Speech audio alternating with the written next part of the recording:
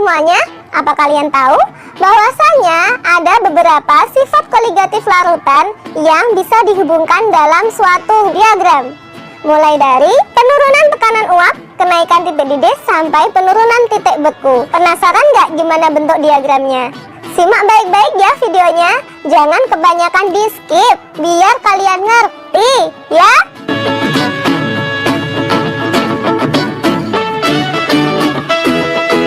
Jadi adik-adik, diagram yang aku maksud tadi dinamakan dengan diagram fasa atau diagram PT. Nah, ayo kita bahas bareng-bareng yuk, apa sih yang dimaksud dengan diagram fasa itu?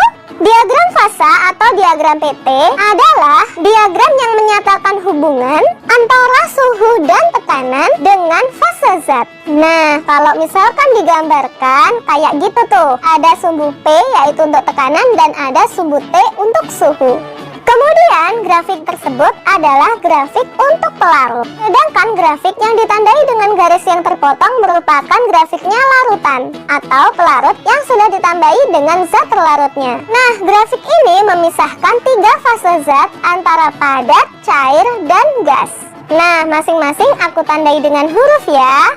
Titik B merupakan titik triple pelarut. B aksen merupakan titik triple larutan. Di mana titik triple itu adalah titik di mana pada suhu dan tekanan tersebut terjadi suatu keseimbangan antara fasa gas, padat, dan cair secara bersama-sama. BD merupakan garis beku pelarut. B aksen merupakan garis beku larutan. BC merupakan garis uap pelarut. Sedangkan B aksen, C aksen merupakan garis uap larutan. Garis AB merupakan garis sublimasi. Kalau misalkan kalian sudah mengetahui istilah-istilah dalam diagram fasa, sekarang kita cari tahu yuk, di mana sih letak kenaikan titik didih itu? Oke, di sana sudah ada diagram PT. Garis tersebut merupakan tekanan uap pelarut murni, di mana pada tekanan uap normalnya yaitu 1 atm. Kalian lihat garis P0 dan garis uap pelarut menemui titik potong kan? Titik potong ini kalau misalkan kalian tarik lurus ke bawah, maka didapatkan TB0. Jadi pada saat itulah pelarut mengalami fenomena mendidih. Kemudian kalian lihat antara garis P dan garis larutan juga menemui titik potong kan? Titik potong tersebut kalau misalkan ditarik garis lurus ke bawah, maka akan didapatkan titik TB. Atau dengan kata lain, pada saat suhu tersebut larutan mengalami fenomena mendidih. Adik-adik, antara TB0 dan TB ada pada titik yang berbeda kan? Nah, selisih antara TB0 dan TB inilah yang disebut dengan delta TB. Itulah kenapa didapatkan rumus delta TB adalah TB dikurangi dengan TB0. Oke adik-adik, sekarang kita membahas di mana sih letak penurunan tekanan uap. Diagram yang sama ya. Seperti yang sudah dijelaskan pada video sebelumnya, bahwasanya suatu larutan akan menguap jika dia sudah mencapai titik didihnya kan?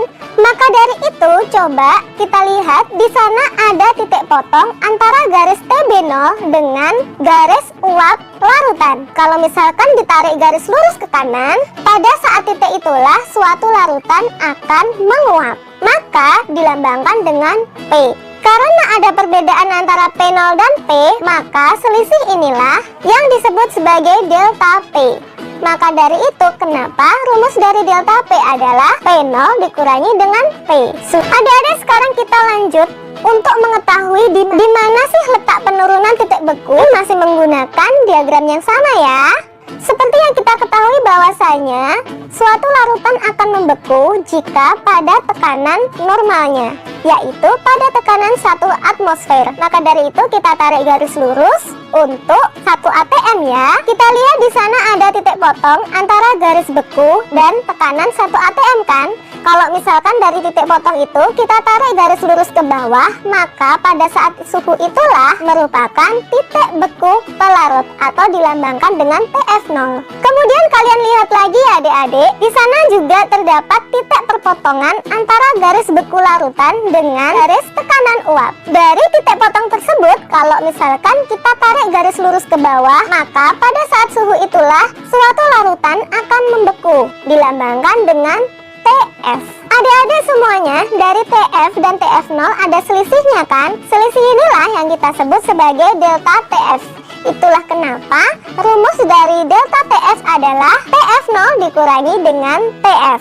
Sampai sini sudah paham bukan?